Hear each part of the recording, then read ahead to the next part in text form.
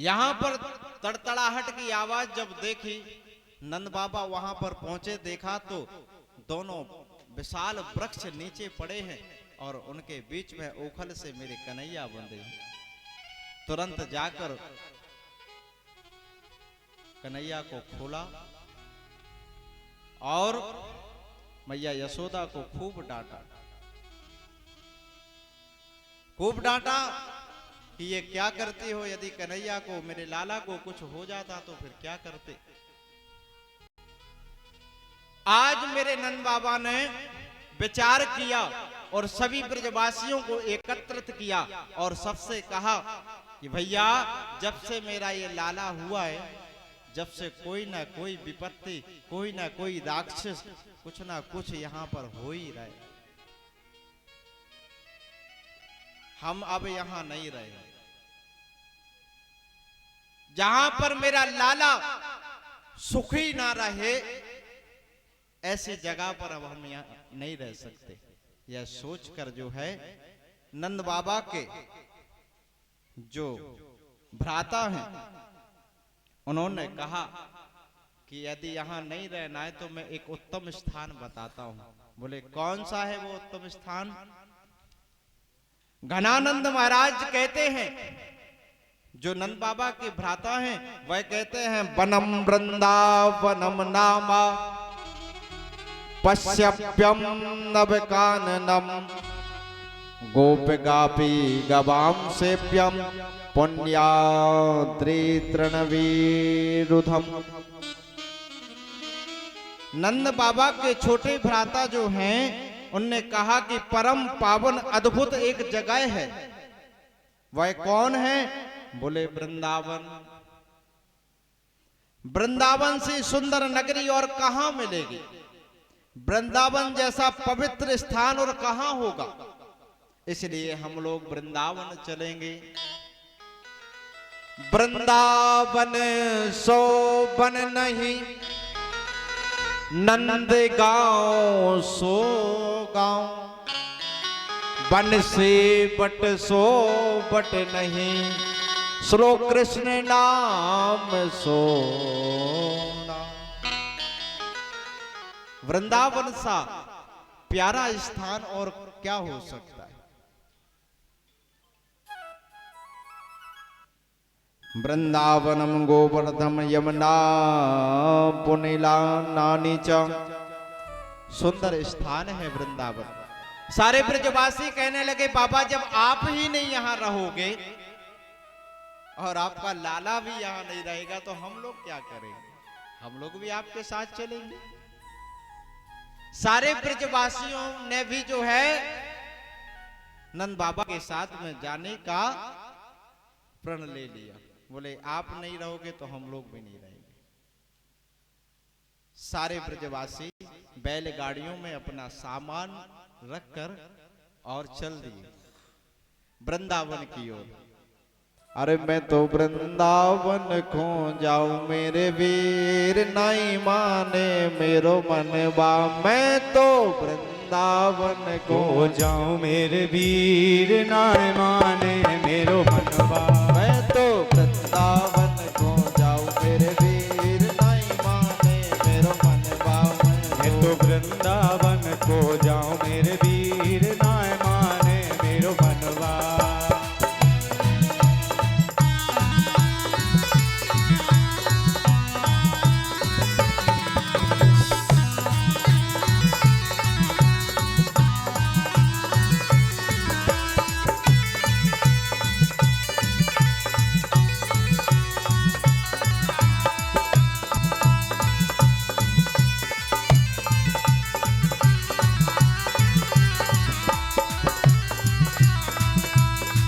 मोरे उठे बिरह की पीर सखी, वृंदावन जाऊंगी।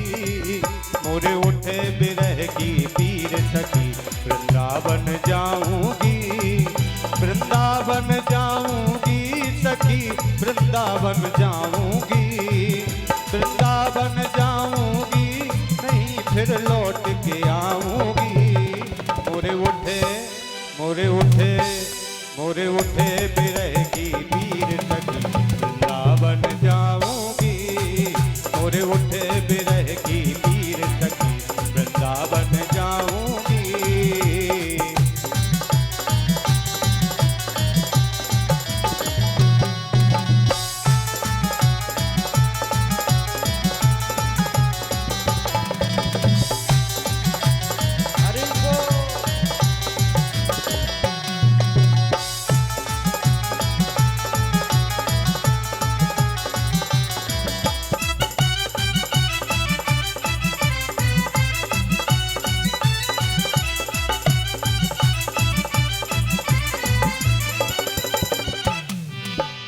श्याम सलोनी सूरत की दीवानी हो गई, श्याम सलोनी सूरत की दीवानी हो गई। तुम कैसे, तुझे कैसे, तुझे कैसे दिखाऊं दिल चीर सकी, वृंदावन जाऊंगी मोरे उठे बिरह की पीर सकी, वृंदावन जाऊंगी, वृंदावन जाऊंगी नहीं फिर लौट के आऊंगी, वृंदावन जाऊंगी नहीं फिर लौट के आऊंगी। बाजे मुरली, बाजे मुरली, बाजे मुरली यमुना तीर सखी, वृंदावन जाऊंगी, बाजे मुरली यमुना तीर सखी, वृंदावन जाऊंगी।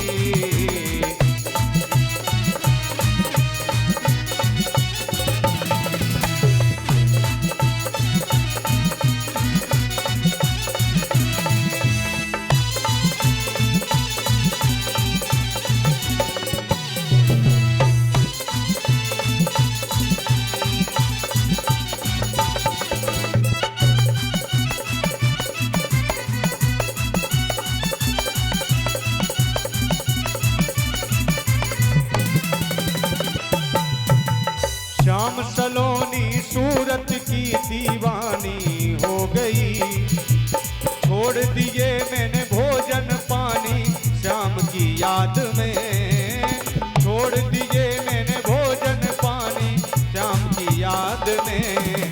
तोहे कैसे, तोहे कैसे, तोहे कैसे दिखाऊं दिल तीर सकी, वृंदावन जाऊंगी मोरे उठे बिरह की पीर सकी, वृंदावन जाऊंगी, वृंदावन जाऊंगी सखी, वृंदावन जाऊंगी। बाजे मुरली, बाजे मुरली, बाजे मुरली यमुना तीर सखी, वृंदावन जाऊंगी मोरे उठे बिरह की पीर सखी, वृंदावन जाऊंगी, वृंदावन जाऊंगी, वृंदावन जाऊंगी। ब्रजवासी जो है नंद बाबा के साथ में वृंदावन के लिए चल दिए, क्योंकि ये प्रेम विचित्र होता है। प्रियतम के सुख में सुख का अनुभव करना ही, उसकी प्रसन्नता में ही अपनी प्रसन्नता का अनुभव करना, ये सच्चे प्रेम का प्रतीक होता है, ये सच्चे प्रेम का प्रतीक है। प्रसन्नता में अनुभव करना अपने प्रियतम की, ये सच्चे प्रेम का प्रतीक होता है। इतना वैभव छोड़कर कृष्ण की प्रसन्नता के लिए गोकुल भासी नंदादिक गोप वृंदावन को चल दिए। सब बैलगाड़ियों में अपना सामान को लेकर वृंदावन की ओर चल दिए, लेकिन वृंदावन में किसी का कोई मकान नहीं है, सब बैलगाड़ी पर ही रहते महाराज, बैलगाड़ी के नीचे रहते, बैलगाड़ी के नीचे रहते। आज कृष्ण बलराम मैया से कहने लगे, मैया अब हम बड़े हो गए, हम भी गैया चराने के लिए जाएंगे। मैया ने कहा नहीं, अभी तुम लोग छोटे हो, इसलिए बछड़े चराने के लिए जाओ। आज बड़ी प्रसन्नता हुई कि आज हमें बछड़ों को चराने की अनुमति मिल गई, और अपने सखाओं के साथ में मेरे कन्हैया बछड़े चराने के लिए जाने लगे। और ना जाने कंस को कैसे पता चल गया कि ये वृंदावन आए गए, इसलिए कृष्ण को मारने के लिए एक विशाल राक्षस को भेजा। उस राक्षस का नाम है वत्सासुर। बछड़े के रूप में आया कृष्ण को मारने के लिए, और उनके बछड़न के बीच में मिल गया। कन्हैया ने बलराम से कहा, देखो ये फिर से एक राक्षस आया है, और हमें इन बछड़ों में उसको ढूंढ कर उसका उद्धार करना है। वत्सासुर कहते हैं मन की चंचलता को, चंचल वृत्ति को, मन की जो चंचल वृत्ति है उसे वृत्तासुर कहते हैं। और मन की चंचलता केवल कन्हैया ही मिटा सकते हैं और उसको समाप्त करने का सामर्थ्य केवल गोविंद में है और किसी में नहीं। एक और राक्षस कंस ने भेजा बगुलों के रूप में, जिसे हम बकासुर कहते हैं, और ये कृष्ण को मारने के लिए आया, लेकिन मेरे प्रभु ने उसका उद्धार कर दिया। बकासुर जो होता है वो पाखंड का प्रतीक होता है। आपने कभी बगुले को देखा हो? नदी में खड़ा रहता है एक पांव से, बड़ा ध्यान लगाकर। देखेंगे बड़ा कोई संत जो है खड़ा हुआ है और जैसे ही मछली आती है और लपक कर उसको पकड़ लेता है। पाखंड का प्रतीक माना गया है बकासुर। मेरे प्रभु ने जो है उसका उद्धार किया। बोलो भक्त वत्सल भगवान की। एक और राक्षस आया अघासुर, अजगर के रूप में। मेरे कन्हैया जो है अपने सखाओं के साथ में एक दिन गए और उन सखाओं ने देखा कि जो है बहुत विशाल जो है गुफा की तरह कोई यहां पर प्रतीक होता है। और अघासुर ने क्या किया था, अपने विशाल मुंह को खोल कर रखा था। लाल लाल उसकी जीभ थी। सारे ग्वाल बाल जो कृष्ण के सखा थे वह कहने लगे, कन्हैया हमें तो ये बहुत अच्छी गुफा दिखाई पड़ती है। और एक एक कर कर सारे सखा जो है वहां पर उस अघासुर के मुंह में चले गए। कन्हैया ने सोचा जब मेरे भक्त ही चले गए तो मैं क्या करूंगा, तो वो भी चले गए। और जैसे ही कृष्ण गए और अजगर ने अपने मुंह को बंद कर लिया, मेरे प्रभु ने अपने शरीर को इस तरह फुलाया और जो है उसका भी उद्धार किया। बोलो भक्त वत्सल भगवान की। अघासुर नाम के राक्षस का उद्धार किया। एक दिन की बात है, कन्हैया अपने सखाओं के साथ में बैठे थे और सब सखा कृष्ण के लिए कुछ ना कुछ भोजन लेकर आते थे। एक सखा कह रहे, भैया देखो तुम्हारे लिए सुंदर पकौड़ी लेकर आए हैं। कोई कह रहा है हम सुंदर जो है पूड़ी लेकर आए हैं। बीच में कन्हैया बैठे हुए हैं और उनको घेर कर सारे सखा बैठे हुए हैं। नाना प्रकार के व्यंजनों का भोग उनको लेकर आते थे। सबकी तरफ देखा और वहां पर मधुमंगल बैठा था। मेरे कन्हैया ने उनकी तरफ देखा, मधुमंगल की तरफ। भैया तुम कुछ लाए हो कि नहीं लाए? हाँ, मधुमंगल जो था वो पूरनमासी नाम की ब्राह्मणी का पुत्र था और बहुत गरीब था। सुबह यदि भोजन बन जाए तो शाम का ठिकाना नहीं, इतना गरीब। इसीलिए मां यशोदा ने पूरनमासी ब्राह्मणी से कहा कि तुम्हारा जो पुत्र मधुमंगल है इसको मेरे यहाँ ही छोड़ दो, मेरे कन्हैया के साथ में खेलेगा और ठाकुरवाड़ी में जो भी सेवा होगी वो करता रहेगा। इसलिए मधुमंगल तो स्वयं ही कन्हैया के यहाँ रहता, वो क्या भोजन की व्यवस्था करता। आज मेरे प्रभु ने कहा, क्यों? क्योंकि सब लोग भोजन कुछ ना कुछ कराते थे। मधुमंगल को बड़ा कष्ट होता था कि काश मैं भी भगवान को भोजन करा पाता। मधुमंगल से कहा, भैया आज तो हम मधुमंगल के यहाँ का भोजन करें। भगवान ने कहा आज तो हम जो है मधुमंगल के यहाँ का भोजन करेंगे।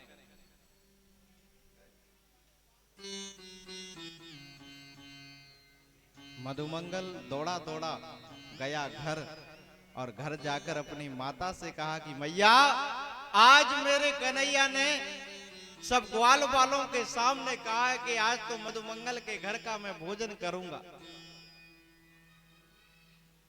उसकी मां की आंखों में आंसू आ गए और कहने लगी, बेटा आज तो एक भी दाना अन्न का घर पर नहीं है, मैं क्या दूं?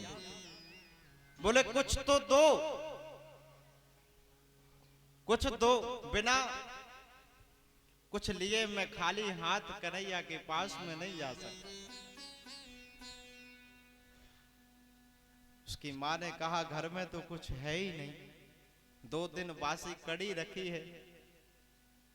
मधुमंगल ने कहा लाओ वही दे दो। मधुमंगल उस 2 दिन बासी कड़ी को लेकर गया और इतने में मेरे कन्हैया को देखा कि वो तो माखन मिश्री नाना प्रकार के व्यंजनों को खाने वाला है। थोड़ी मैं इसको चक्कर तो देखूं कैसी है, ऐसे कैसे खिला दूं। तो जैसे ही चक्कर देखा तो बहुत खट्टी थी।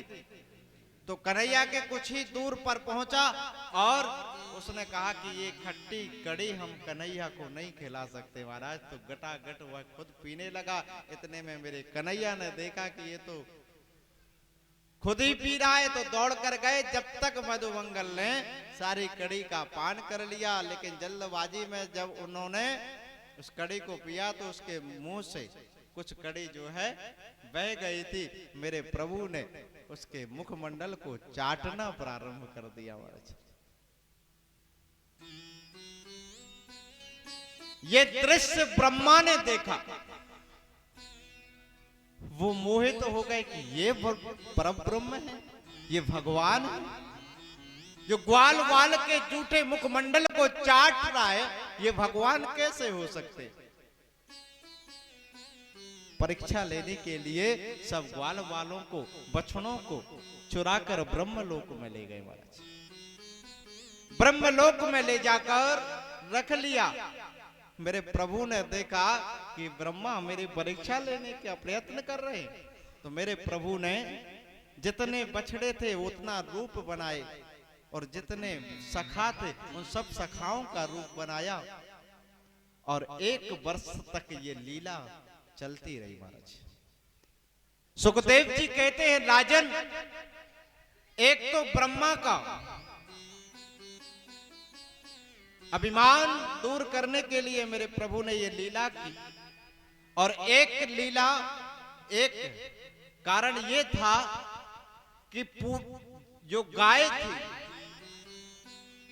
वह गाय के मन में भी उत्कंठा होती थी कि काश कन्हैया एक बार मेरे स्तनों का दुग्ध पान कर। आज मेरे प्रभु ने उन बछड़ों का रूप बनाया और सारी गायों का मनोरथ सिद्ध किया। प्रत्येक गोपी सोचती थी कि काश कृष्ण जैसा पुत्र मेरा भी होता। आज उनके भी मनोरथ सिद्ध मेरे कन्हैया ने किए। 1 वर्ष तक उन सारे गोपियों को बालक के रूप में उनका मनोरथ सिद्ध किया। सुखदेव जी कहते हैं जब 1 वर्ष हो गया, ब्रह्मा जी ने आकर देखा कि देखें तो क्या हाल हो रहा है। तो देखा कि पहले जैसा चल रहा था अभी भी वैसा ही चल रहा है। उतने ही बछड़े हैं, उतने ही सखा हैं। ये देखने के लिए ब्रह्मा जी आए पृथ्वी पर और मेरे प्रभु चले गए ब्रह्मलोक, ब्रह्मा जी का रूप धारण करके। और जाते जाते द्वारपाल से कह गए कि देखो आजकल बहरूपिया ज्यादा घूम रहे, अगर कोई मेरे जैसा आए तो उसको अंदर मत होने देना। यह कहकर जो है कन्हैया चले गए और ब्रह्मा की आसन पर बैठ गए।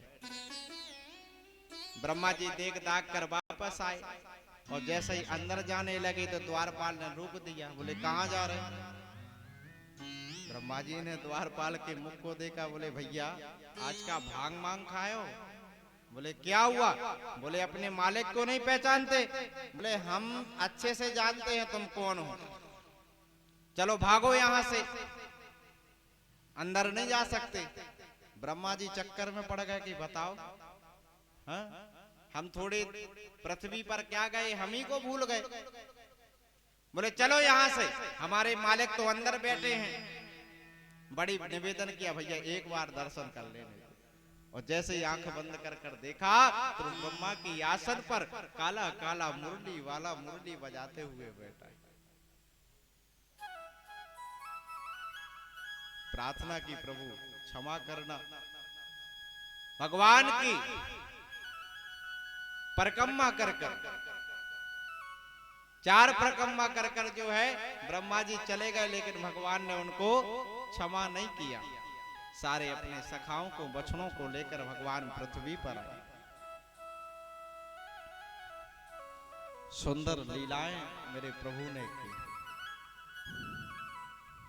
श्री कृष्ण गोविंद हरे मुरारी, हे नाथ नारायण वासुदेवा। श्री कृष्ण गोविंद हरे मुरारी, हे नाथ नारायण वासुदेवा। श्री कृष्ण गोविंद हरे मुरारी, हे नाथ नारायण वासुदेवा। श्री कृष्ण गोविंद हरे मुरारी, हे नाथ नारायण वासुदेवा। हे नाथ नारायण वासुदेवा, हे नाथ नारायण वासुदेवा। हे नाथ नारायण वासुदेवा, हे नाथ नारायण वासुदेवा।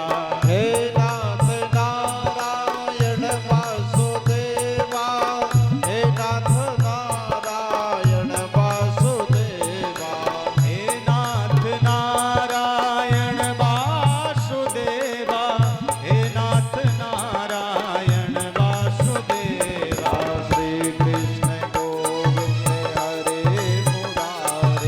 हे नाथ नारायण वासुदेवा।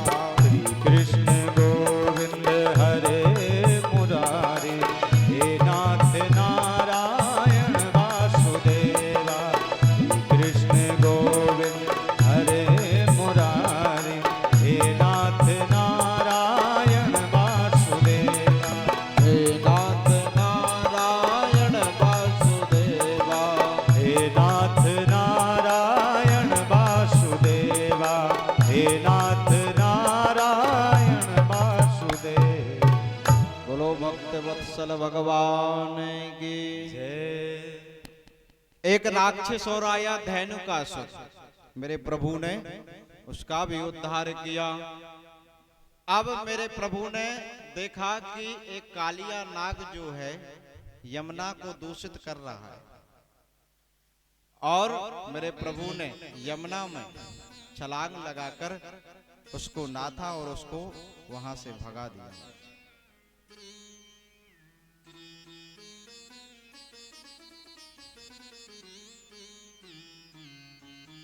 हेमंत प्रथमे मासे नंद ब्रज कुमारी का।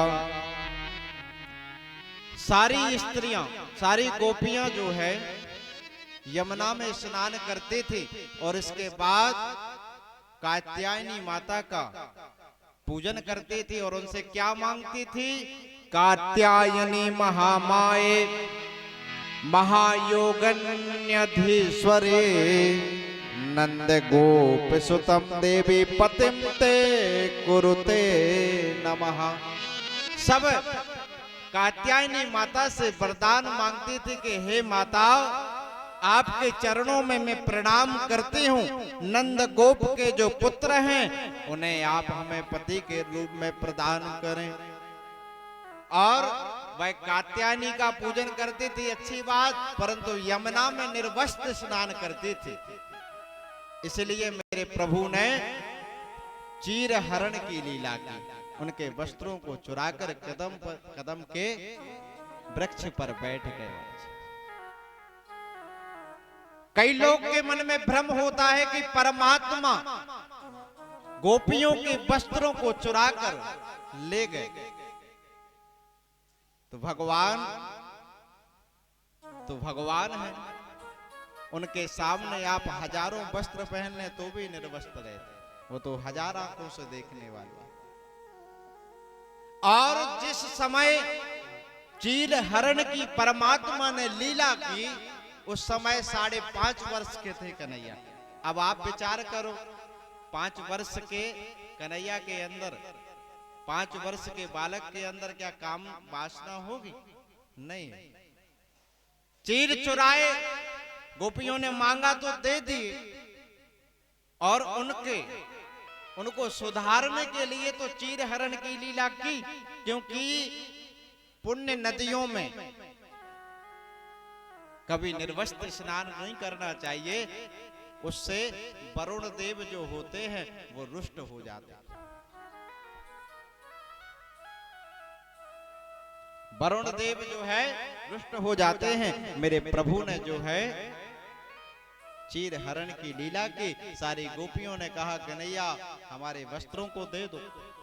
बोले बाहर निकल कर ले लो। तब गोपियों ने सोचा कि ये तो परब्रह्म है, इनके सामने कितने भी वस्त्र पहन लो फिर भी निर्वस्त्र रहते हैं, इनको सब पता है।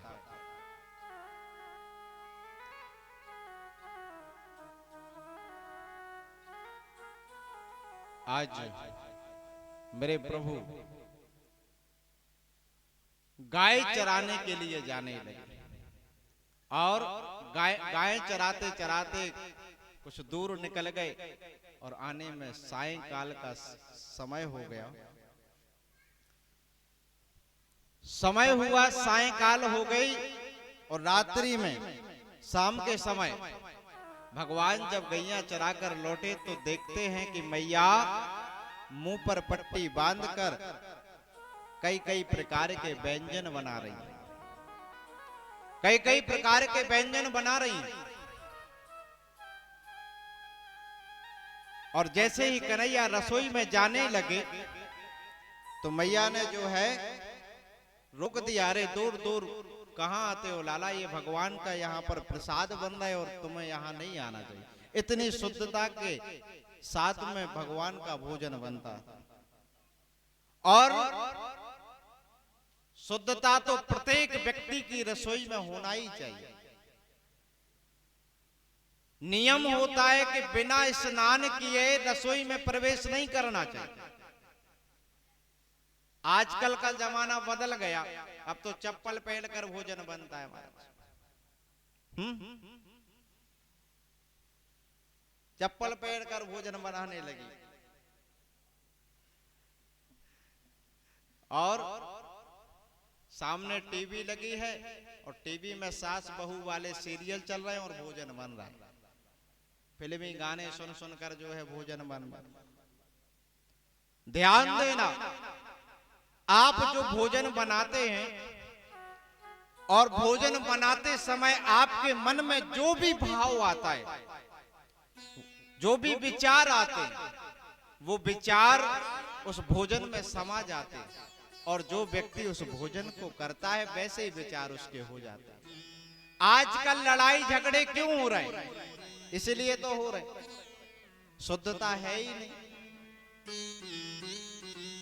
सास बहू वाले सीरियल देखकर आप भोजन बनाओगे, फिल्मी गाना सुनकर भोजन बनाओगे तो कहां तक जो है विचार शुद्ध रहेंगे?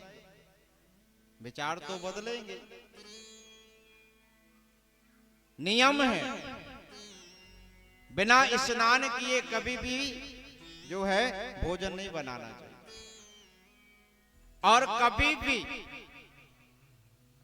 रात में जो है बचा हुआ आटा नहीं रखना चाहिए कि इतना आटा बच गया हम नहीं बनाते हैं, सुबह बना लेंगे, और कई लोग रख देते हैं। नहीं रखना चाहिए। शुद्धता से परमात्मा को भोग के लिए भोजन बनाएं, पहले भगवान को भोग लगाएं, इसके बाद परिवार वालों के लिए भोजन दें। ऐसा विचार प्रत्येक व्यक्ति को रखना चाहिए।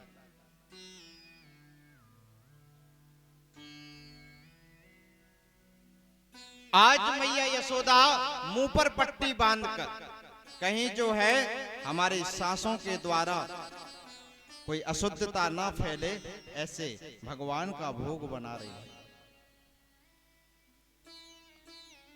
मेरे प्रभु ने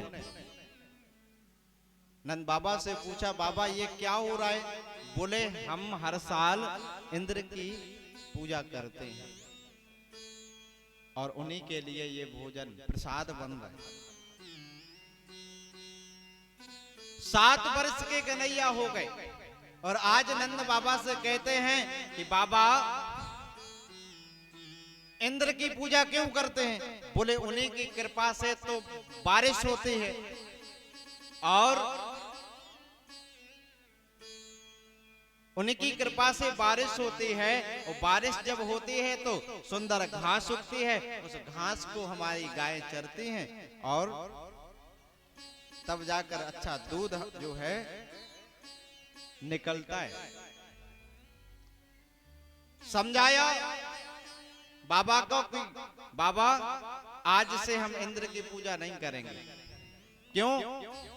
परमात्मा ने इसलिए गोवर्धन की पूजा कराई क्योंकि इंद्र को घमंड हुआ, उनको जो है अभिमान था, और उस अभिमान को दूर करने के लिए मेरे प्रभु ने गोवर्धन नाथ की पूजन कराई।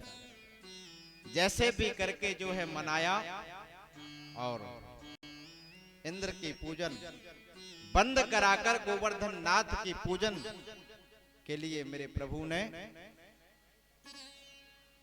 सुकृति दिलवाई। लेकिन सारे ब्रजवासियों ने, नंद बाबा ने एक शर्त रखी कि हम गोवर्धन नाथ का पूजन करेंगे, परंतु मेरी रूखी सूखी पूजा से आपके गोवर्धन नाथ को संतुष्ट होना पड़ेगा, और यदि इंद्र कुपित हो गए तो उनसे हमारी रक्षा करनी पड़ेगी। सारे ब्रजवासियों से कन्हैया ने कहा ऐसा ही होगा। बोले अब बताओ भगवान की कैसे पूजन की जाए, किस प्रकार से पूजन की जाए भैया, हम तो जानते नहीं। तो मेरे कन्हैया ने कहा कि 56 भोग बनवाइए। सुंदर 56 भोग बने। भगवान का एक मुख्य उद्देश्य और था, क्योंकि ब्रजवासी कृष्ण को सर्वस्व मानते थे, सर्वस्व कृष्ण को मानते थे। और मेरे कन्हैया ने सोचा कि जब मैं ही इन सबको मिल गया, जब मैं इनको मिल गया तो ये किसी और को क्यों पूजे। इसीलिए मेरे कन्हैया ने गोवर्धन नाथ जो भगवान का ही स्वरूप है उनकी पूजन कराई। अनन्याश्चिन्तयन्तो माम ये जना पर्युपासते तेषां नित्याभियुक्तानां योगक्षेममहम्। ये सारे ब्रजवासी अनन्यता से मेरा चिंतन करते हैं, और जब मैं इनको मिल गया तो किसी और के पास जाने की इनको क्या आवश्यकता है। जब मैं इनको प्राप्त हो गया तो किसी और के पास जाने की इनको क्या आवश्यकता है। इसीलिए मेरे प्रभु ने अपने ही स्वरूप का पूजन कराया।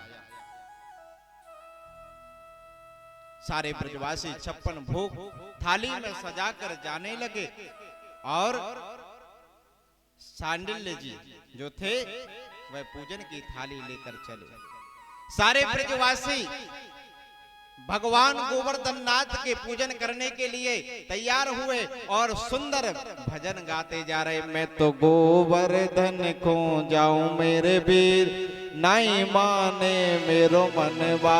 मैं तो गोवर्धन को जाऊं मेरे वीर, नाय माने मेरो मनवा। मैं तो गोवर्धन को जाऊं मेरे वीर, नाय माने मेरो मनवा। अरे नहीं माने मेरो मनवा सखीरी, नहीं माने मेरो मनवा। नाय माने मेरो मनवा सखीरी, नाय माने मेरो मनवा। मैं तो गोवर्धन को जाऊं मेरे वीर, नहीं माने मेरो मनवा। मैं तो गोवर्धन को जाऊं मेरे वीर, नाय माने मेरो मनवा। मैं तो गोवर्धन को जाऊं मेरे वीर, नाय माने मेरो मनवा। जय हो।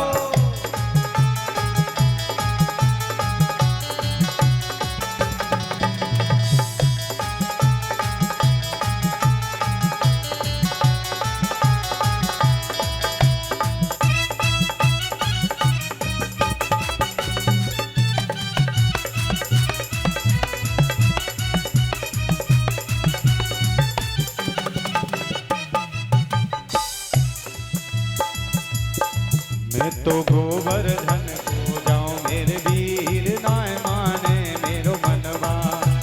7 कोस की करूं कढ़ाई, 7 कोस की करी कढ़ाई, 7 कोस की करी कढ़ाई, 7 शेर की करी कढ़ाई। मैं तो ब्राह्मण न्योत जिवाऊं मेरे वीर, नाय माने मेरो मनवा। मैं तो गोवर्धन को जाऊं मेरे वीर, नाय माने मेरो मनवा। नाय माने मेरो मनवा, नाय माने मेरो मनवा, नाय माने मेरो मनवा सखीरी, नाय माने मेरो मनवा। मैं तो गोवर्धन को जाऊं मेरे वीर, नाय माने मेरो मनवा। मैं तो गोवर्धन को जाऊं मेरे वीर, नाय माने मेरो मनवा। सब ब्रजवासियों को लेकर मेरे प्रभु गोवर्धन नाथ के पास में पहुंचे और 56 भोग लगाए गए। अब 56 भोग क्या क्या बनाए गए? खुरचन है, खीर मोहन खिसरा और खुरमी, खीर खजरा जलेबी कलाकंद बालूशाही है। मोहन थार मेवा बाटी मटरी मैसूर पाक, पेड़ा रसगुल्ला संग रबड़ी सुहाई है। भुजिया नमकीन सेब गठिया सकल पारे और भुजिया समोसा पापड़ पकौड़ी बनाई है। मधुप श्याम नंद बाबा यशोदा सब सामग्री लेके गिरिराज आज भोग में सजाई है। सुंदर जो है 56 भोग लगाए, हमारे यहाँ भी लगे हुए, इनको देखकर तो भूख और लग रही। बोलो राधे राधे। सांडिल मुनि के द्वारा गोवर्धन नाथ का पूजन हुआ। अब पूजन से पहले क्या किया जाता है? स्नान। अब जो है ब्रजवासी तो बेचारे छोटे छोटे पात्र लेकर आए।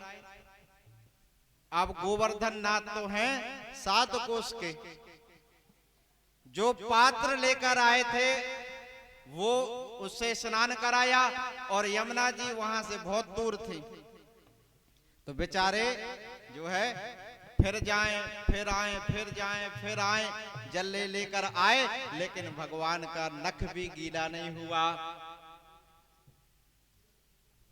ब्रजवासी कहने लगे कन्हैया हमारी तो कमर ही टूट गई जल ला ला कर, और आपके जो है गोवर्धन नाथ का एक नख भी गीला नहीं हुआ, हम तो बहुत परेशान हो गए, अब स्नान हो चाहे ना हो हम नहीं जाएंगे। तब मेरे प्रभु ने वहीं पर मानसी गंगा का उद्गम किया, मानसी गंगा को प्रकट किया। बोलो मानसी गंगा महारानी की। मानसी गंगा के जल से गिरिराज जी महाराज को स्नान करवा रहे हैं और सांडिल मुनि बड़े बड़े विप्रदेव बैठे हैं और भगवान गिरिराज महाराज की जय जयकार कर रहे हैं, उनका पूजन कर रहे हैं।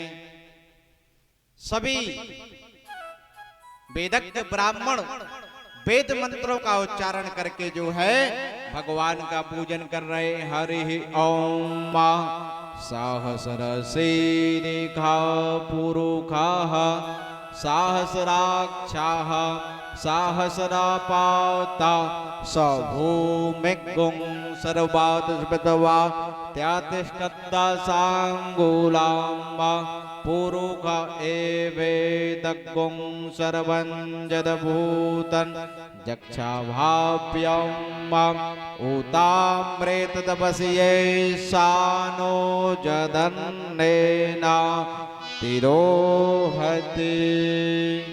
सुंदर भगवान का जो है पूजन हुआ, धूप दीप नैवेद्य के साथ में। जैसे ही भगवान का पूजन हुआ, मेरे गोवर्धन नाथ चतुर्भुज रूप धारण करके प्रकट हो गए। बोलो गोवर्धन नाथ की। सभी लोग जय जयकार करने लगे और कह रहे हैं, अरे श्री गोवर्धन महाराज महाराज तेरे माथे मुकुट विराज रहो। श्री गोवर्धन महाराज महाराज तेरे माथे मुकुट विराज रहो। श्री गोवर्धन महाराज महाराज तेरे माथे मुकुट विराज रहो। तेरे माथे मुकुट विराज रहो। तेरे माथे मुकुट विराज रहो। श्री गोवर्धन महाराज महाराज तेरे माथे मुकुट विराज रहो। श्री गोवर्धन महाराज महाराज तेरे माथे मुकुट विराज रहो।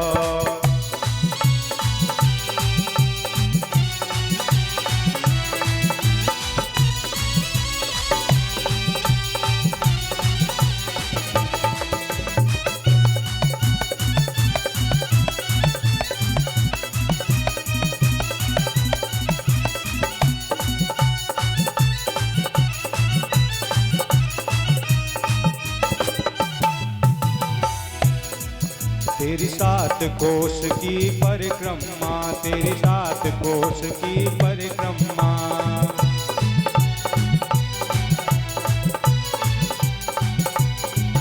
तेरी 7 कोस की परिक्रमा तेरी 7 कोस की परिक्रमा। तोहे पूजे तोहे पूजे तोहे पूजे सब नर नार नर नार।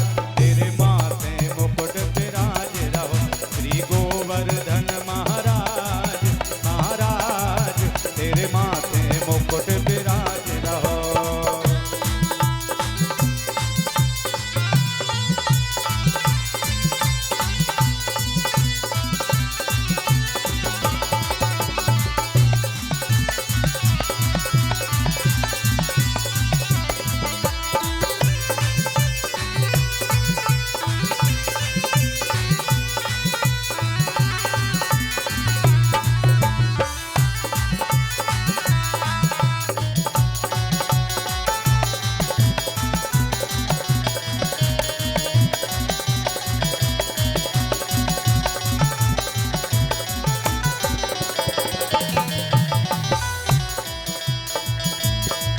तो पे पान चढ़े तो पे फूल चढ़े तो पे पान चढ़े तो पे फूल चढ़े तो पे पान चढ़े तो पे फूल चढ़े पे पान चढ़े तो पे फूल चढ़े तो पे पान चढ़े तो पे फूल चढ़े तो पे पान चढ़े तो पे फूल चढ़े। और चढ़े और चढ़े और चढ़े दूध की धार धार तेरे माथे मुकुट विराज रहो। श्री गोवर्धन महाराज महाराज तेरे माथे मुकुट विराज रहो।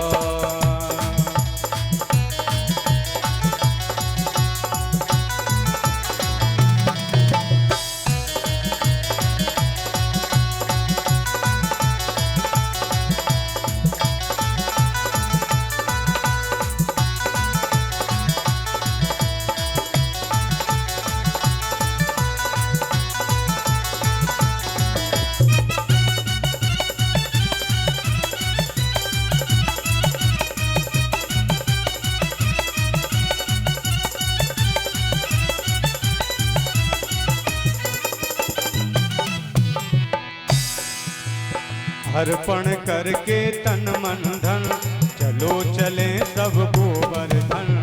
अर्पण करके तन मन धन चलो चले सब गोवर्धन। राधे राधे बोल के राधे राधे बोल के देंगे परिक्रमा डोल के।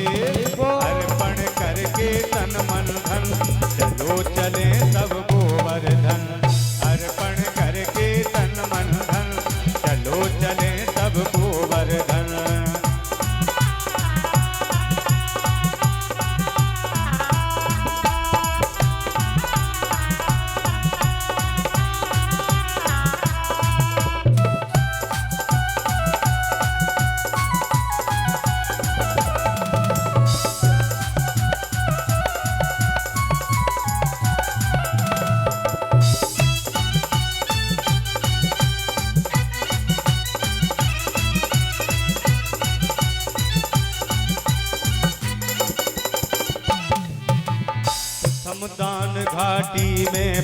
पहुँचे जाए, गिरधारी को लेंगे शीश झुका।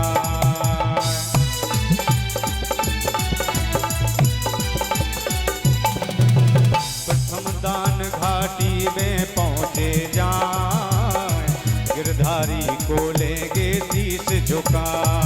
परिक्रमा कर ना मन में डर, परिक्रमा कर ना मन में डर। राधे राधे बोल के, राधे राधे बोल के देंगे परिक्रमा डोल के। अर्पण करके तन मन धन, चलो चले सब गोवर्धन।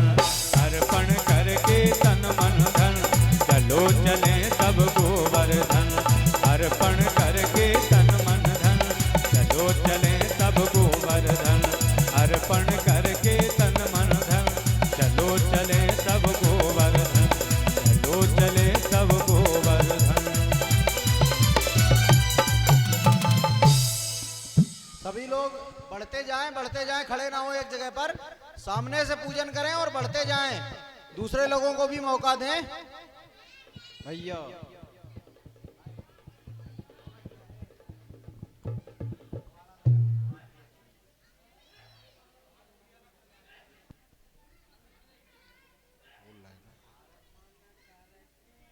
सुंदर भगवान का